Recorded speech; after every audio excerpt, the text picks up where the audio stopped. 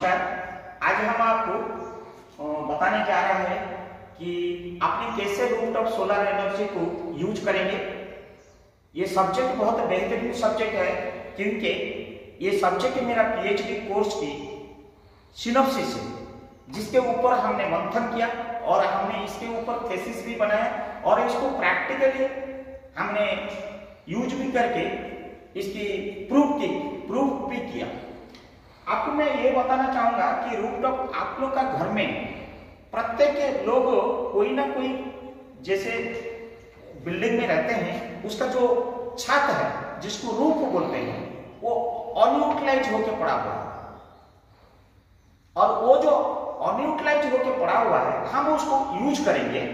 और कैसे यूज करेंगे, वो उसी में रूफटॉप सोलर पैनल लगाएंगे। और रूफटॉप पैनल सोलर जैसे कि हम लोग छोटा मध्यमवर्ती परिवार होते हैं, जनरली 1 BH 2 BH 3 BHK जैसे बेड हॉल किचन में रहते हैं, या ग्रामीण इलाका में छोटा सा परिवार 4-5 लोग रहते हैं, जनरली उसका कंजम्पशन पैटर्न 2 किलोवाट से ज्यादा नहीं होता, 1 किलोवाट 2 किलोवाट होता है। इन्हें एवरेज हम 2 किलोवाट का पैनल सोलर एनर्जी पैनल से अगर लगाते हैं, जिसको हम आज के दौर में बोलते हैं रूफटॉप सोलर पैनल RTS, तो इसको अगर हम लगाएंगे उसके लिए कितनी स्थान की कितनी रूम की जरूरत पड़ेगा। आप इतना मान के चलिए 1 किलोवाट के लिए सोलर एनर्जी अगर आप लगाएंगे करीब करीब 100 स्क्वायर फुट की छत चाहिए। और अगर हमने 2 किलोवाट प्रपोज करते हैं तो आपको लगभग 200 स्क्वायर फुट की छत चाहिए।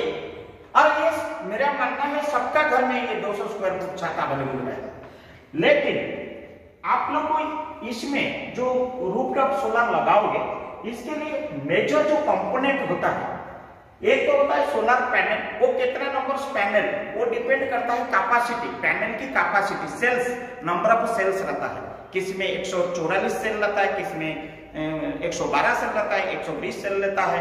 और ये जैसे सेल से सब कॉन्जुगेटली कैस्केडिंग हो जाता है, उसको मॉड्यूल कहलाता है, और वो मॉड्यूल को पैनल कहलाता है। तो एक पैनल में 144 सेल अगर हम एग्जाम्पल दौर में चलते हैं, और ये सोलर पैनल में हमको नंबर ऑफ पैनल्स चॉइस करना पड़ता है। आज हम जो 2 किलोवाट प्लानिंग करते हैं सोलर एनर्जी लगाने के लिए, सपोज हम 4 नंबर ऑफ पैनल्स लेंगे, 4 नंबर से, जिसकी की मान लीजिए 530 वाट ईच की कैपेसिटी रहना चाहिए। और मेजर कंपोनेंट में 2 बैटरी होता है 150 एम्पियर आवर्स की, और एक इन्वर्टर होता है ये 24 वोल्ट का, उसकी कैपेसिटी 2500 वोल्ट एम्पियर की होती है। ये मेजर कंपोनेंट। और मिसलेनियस कंपोनेंट में आपका not and bolt, wires, tapes etcetera installation में लगता है। आप लोग को यहाँ पे मैं विदित करना चाहता हूँ, लगभग ये 200 स्क्वायर फुट छत चाहिए, मेजर कंपोनेंट चाहिए, और इसमें इन्वेस्टमेंट कॉस्ट करीब 2 लाख रुपया लगता है विथ इंस्टॉलेशन। और आप लोग को खुशी होगा, सरकार का योजना आजकल इतना बेहतरीन आ गया है सबके लिए। इसके लिए कोई कास्ट क्रीड रिलीजियस नहीं है, जो भी लगाएगा आपको 40% आफ्टर रेट आपको 40% सरकार आपको सब्सिडी देता है। तो लगभग आपको आ गया है 1,20,000 रुपया आपको खर्चा करना पड़ेगा वन टाइम इन्वेस्टमेंट, अगर आपने 2 किलोवाट सोलर सिस्टम लगाने जा रहा है अपना छत में। लेकिन इसमें मैं ये कहना चाहता हूं कि 1,20,000 रुपया एक आप खर्चा करते हो, आपको इसमें रिटर्न कब आएगा, ये बहुत इंपॉर्टेंट मायना है। और आपको पता होना चाहिए कि अगर वन टाइम इन्वेस्टमेंट कर दिया 2 किलोवाट रूफटॉप सोलर के लिए, इसका लाइफ कितनी होती है, फर्स्ट ये इंपॉर्टेंट है, आप लोग को पता होना चाहिए। या विदित नहीं होगा तो मैं आप लोग को बताता हूं, ministry of new renewable energy MNRE की अंतर्गत टोटल लाइफ इसकी होता है 25 साल। आज अगर आप लगाते हैं 25 साल तक आपको कुछ सोचना नहीं पड़ेगा, 25 साल तक ये चलेगा और सेम एफिशिएंसी में चलेगा। 2 किलोवाट अगर आप लगाते हैं, इसकी कितनी जेनरेट होगा बिजली, आइए मैं बताता हूं इसकी formula. Generation of solar energy आप ऐसे कैलकुलेशन करेंगे, एवरेज आवर ऑफ सनलाइट, एक दिन में एवरेज सनलाइट कितनी होती है। मान लीजिए एवरेज सनलाइट आपका सपोज 5 आवर्स और इनटू सोलर पैनल वाट, आपने मैंने यहाँ पे जो बोला, हमने यहाँ पे कैलकुलेशन किया 534 नंबर से हम ले 530 इंटू 530 इंटू 75% मीन्स 0.75 हमने लिया। ये why 75 means each panel will give the efficiency, maximum efficiency 75% during the peak period or during the non-peak hour in an average 75% हमने लिया है। हो सकता है वो बढ़ेगा, हो सकता है कम होगा, बट हमें एवरेज दिया जाता है जनरली आज पर the MNRE। I am not taking, it is the standard formula, proven formula.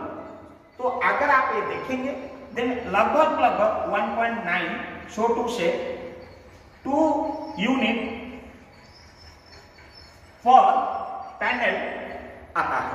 तो हमने ये बताया था कि अगर लगभग छोटू से 2 यूनिट्स हम लोग का आए पर पैनल में, ऐसे ही जो 4 पैनल में 8 यूनिट है, इसमें कोई डाउट है? तो 8 यूनिट इंटू 30 दिन के लिए डेज में 240 यूनिट्स पर मंथ आए। तो 240 यूनिट्स पर मंथ अगर आया तो अगर उसको हम 8 रुपया पर यूनिट में लेते हैं इन एन एवरेज, कोई भी स्टेट गवर्नमेंट में, क्योंकि ये वैरी करता है, स्टेट टू स्टेट वैरी करता है, इलेक्ट्रिसिटी टैरिफ करता है, मैं इंक्लूडिंग अगर टैक्स लेता हूँ 8 रुपया पर यूनिट, तो लगभग 1920 रुपया आता है पर मंथ आपका इतना पैसा का माने बिलिंग होता है। तो अगर साल में हम देखेंगे then it will coming around 23,040 रुपया, लगभग 23,000 रुपया आता है। विथ रेस्पेक्ट टू अगर एक महीना में आप 23,000 रुपया छात्र बेकार पड़ा था, आपने उसने सोलर पैनल लगाने के बाद अगर ये 23,000 रुपया आपने जनरेट करते हैं, तो मान लीजिए अगर एक सब्सिडी के साथ एक वन टाइम इन्वेस्टमेंट हमारा 1,20,000 है, अगर 1,02 lakh divided by this much amount in an average 5.2 years, मतलब आपने 5 साल 2 महीने का अंदर में आपका टोटल पैसा जो इन्वेस्टमेंट किया था खत्म हो गया, और बाकी 20 साल आपने मुफ्त में बिजली चलाया। व्हेयरएज हमने केवल पर डे कंसीडर किया है, ड्यूरिंग द डे आवर्स हमने 8 यूनिट, अगर रात में हम इन्वर्टर लगाते हैं और ये खर्चा भी है, सब कुछ है, अगर 8 यूनिट के रात का भी जोड़ दीजिए देन ये डिवाइडेड बाय 2 मतलब 2.5, लगभग 2.5 साल में आपका इन्वेस्टमेंट जो किए हैं खर्चा हो जाता है, और 22.5 साल आप चलाते रहिए। लेकिन इसका अलावा हमने बता देते हैं कि 22.5 साल आपने 22.5 साल इंटू 22.5 इयर्स इंटू आपने 45,000 लगभग आपने 10 से 12 लाख रुपया आप कमा लेते हैं, 1,20,000 खर्चा करते हैं, और बाकी आपने इतना 12-13 लाख रुपया का बिजली आपने खुद बाकी रिमेनिंग लाइफ में आप जनरेट करते हैं। और नेट मीटर के माध्यम से आप ये बिजली अगर यूज नहीं करते हैं, सरकार का ऑन ग्रिड में छोड़ दीजिए, वो पैसा आपको बिल में देने के जगह में आना लगेगा। रादर टू दिस, ये जो मैं बोल रहा हूँ सोलर एनर्जी नॉन यूजफुल छात को जब आप यूज करेंगे आपका तो बेनिफिट होगा, ग्रीन एनर्जी पाएगा, आपको मिलेगा ही मिलेगा।